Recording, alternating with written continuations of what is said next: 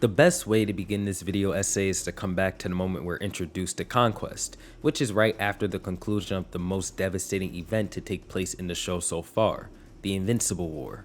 This was a 3-day event and story that was orchestrated by one of Mark's nemesis, Angstrom. Angstrom would bring in Marks from different universes where he was evil in order to destroy the main universe in exchange for more dimensions for them to conquer. After the plan somewhat succeeds and Angstrom sends all the other Marks to an isolated dimension, Mark finds Angstrom and defeats him as well.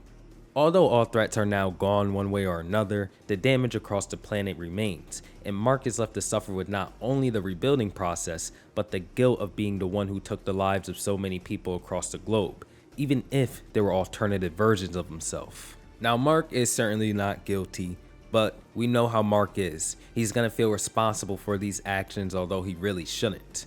After something this monumental happening in a story, usually it would serve as an excuse for things to cool down, maybe even a soft reset of some kind. But here, that was never an option. We knew that the Viltrumites had tasked Mark with conquering Earth far before the Invincible War had taken place, and now at the worst possible time, they've come to see his progress. Expecting resistance from Mark judging from his previous encounters with the Empire, the one to check in and take over the planet in case of Mark's negligence or failure was the undefeated warmonger Conquest. I go over this moment again to really reinforce just how unexpected this man's appearance was, because I really do think that plays a big role into establishing how horrifying or hype this could be for the average viewer.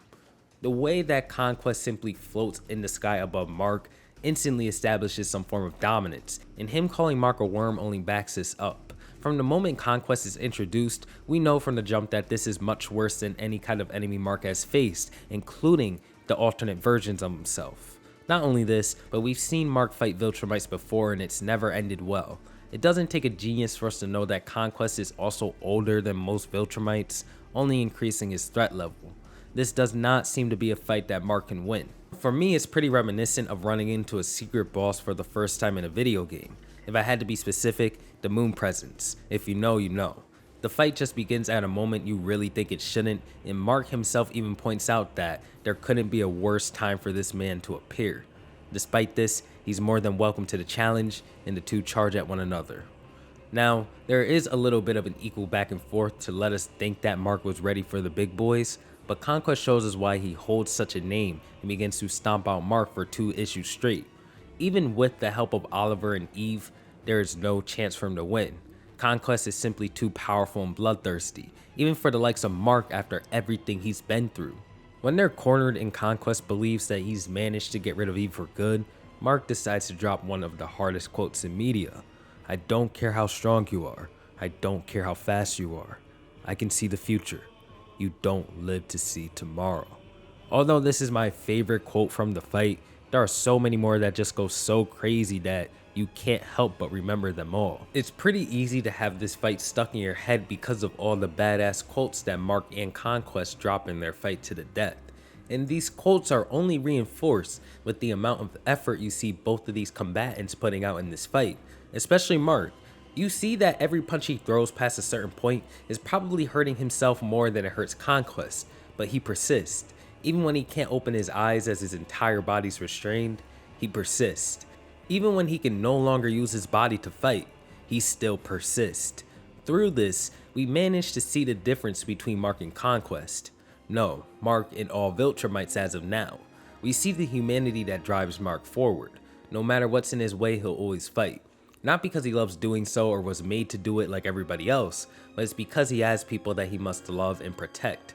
There's a certain desperation behind all of Mark's actions because he understands here that if he loses, everybody loses.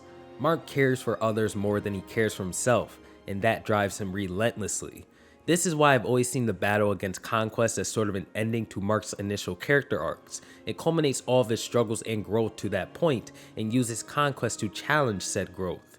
Had Mark been any weaker here, cared any less about the people around him, or had any less willpower, it would have been over for everybody.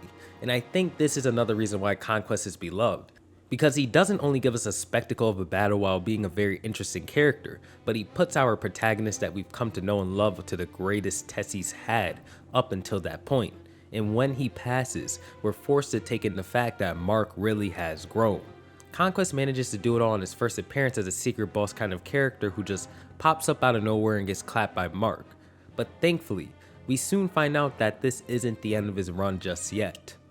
When we see Conquest again, which is pretty soon after the conclusion of his first fight with Mark, we see that Cecil had retrieved him and tricked Mark into believing that Conquest was dead so he can question him about the Viltrumite Empire in a secret government base. Although Conquest was left to be just no more than a head at this point, he's a Viltrumite, and we're shown that this guy is able to regenerate from such a state and break out all in the span of a single page as something else is going on in the story. I think this does an amazing job at reminding us how scary Conquest is, because once you see this moment go down, you don't care about what's going on in the current arc. Conquest breaking out, taking that one glance at Earth, and flying away is a moment that plays your mind until you see him again. We know what he alone is capable of. Now he's going to return with reinforcements that just spells the doom of Earth. We had already seen what the Invincible War was able to do.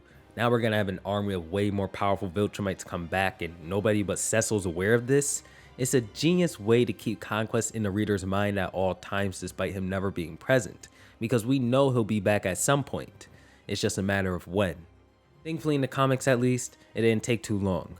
The comics just throw us into the Viltrumite War at some insane pacing, and we see that all of our heroes were heading toward Viltrum on a spaceship, and not even 2 pages into this journey, something crashes through the ship, completely destroying it. As Mark panics and jumps out to find his father, he's greeted by none other than our favorite Viltrumite, Conquest, to which Mark can only say, "No, not him," taking the words out of our mouth. Although Mark had already defeated this guy, he knows how difficult of a task this originally was. It is his greatest hurdle, and not even 10 issues later, he has to face it again. And trust me, it was even more difficult than last time. Mark and Conquest begin their rematch in space, with Conquest expressing his excitement to have a rematch with the man who managed to put him down, leading into an equal back and forth unlike last time. But when Oliver begins to suffocate as he's not used to space, Conquest chooses to chase him down, which Mark responds by following him. Mark catches Conquest by the neck and chooses to try and choke him out, as an all-out fist fight just wasn't the answer here. While Conquest is attempting to release himself from Mark's grip by attacking him, this struggle eventually concludes with Conquest pulling out Mark's stomach, but Mark being successful in choking him out, putting him down for good. Of course, Mark passes out from the insane damage he's taken, and Oliver and Nolan take care of him on a planet while he recovers. This crazy battle that somehow even surpasses the first round in brutality concludes the story of our original Conquest and leaves an even better impression than before, while giving Mark another reason to get a power-up. And it also gives the story an opportunity to build up Nolan and Oliver's relationship, while progressing the world outside of them and preparing a new challenge. Now at this point our Conquest is gone, but we meet another in an alternate universe that doesn't do much at all, but he reminds us, or at least me, as to why I love this character. So when Mark comes to this alternate universe, he arrives at a Viltrum Empire, and now Conquest of this alternate universe pulls up to Mark and he's like, "We don't know who you are, tell us who you are, and come with me, and if you resist, there will be consequences. So please resist." It's a pretty funny moment with a hint of PTSD in it, reminding you why Mark probably just chose to follow his orders and say nothing else. This leads to something pretty different and crazy in the Invincible storyline, but I just wanted to talk about this because it makes me laugh every time I see it. All in all, Conquest in his very short run in the Invincible comics manages to test Mark in every way possible, give the readers tons of badass impressionable quotes, and leave a long-lasting impression on the viewers many years after he left the story. Despite all his appearances serving to just move the story along, I think Conquest is a one-of-a-kind character, and it kind of makes me wish that Invincible was like Marvel or DC, so we can get more of him. But maybe there's some good in his short run, because we're forced to cherish what little we got from him. With that said, share your thoughts on Conquest below, as I want to see what others think of the character. And if you enjoyed the video, don't forget to leave a like and subscribe, and I'll catch you all in the next one. Peace out.